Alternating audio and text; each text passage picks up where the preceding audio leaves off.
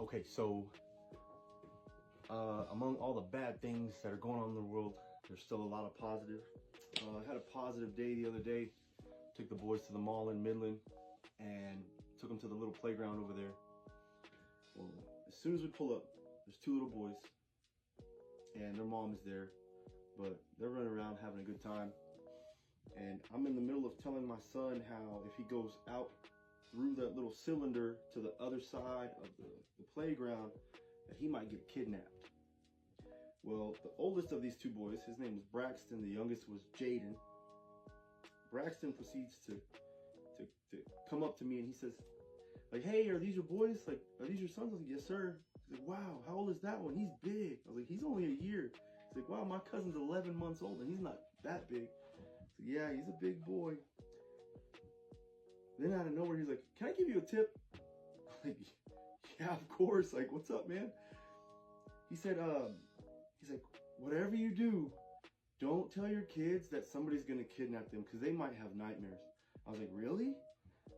He said, yeah, I have nightmares all the time thinking that somebody's gonna come kidnap me. I was like, dang, okay. Well, I'm glad you stopped me when you did. Then his brother Jaden comes up. He's like, yeah, don't tell him that somebody's gonna get him because every night before I go to sleep, I have to check my windows and sometimes there's nobody there. I was like, wait a minute. Sometimes, you know, but that was just the beginning. You know, these two young men, they played with my boys, like had a great time. Braxton was a little bit older, probably like probably like 6, but he played at the same level as my 2-year-old, who's almost 3.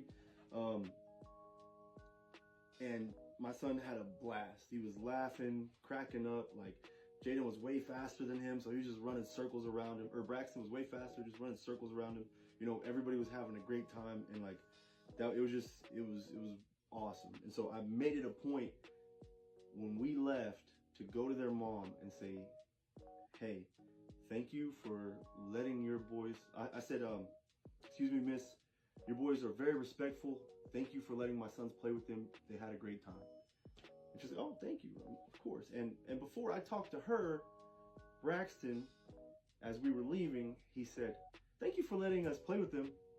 You know, I was like, no, thank you. Like, I appreciate it, man. It's so hard to find kids that play nice, and it's such a blessing. And it's like, I feel like it's so underrated to go out in public and release your kids into the wild and then them have a positive reaction with other kids their age or older. So it was like, it was great. The only downside to that entire trip to the playground was when another little kid came up and he was playing with Braxton and he jumped over the thing and he landed it. And then Braxton followed him and Braxton fell. And then that kid was like, you suck. And then Braxton was like, I suck. And I was like, oh no. Like that sucked because like seeing a kid who's so happy-go-lucky and so like upbeat, just in like the blink of an eye, just get belittled.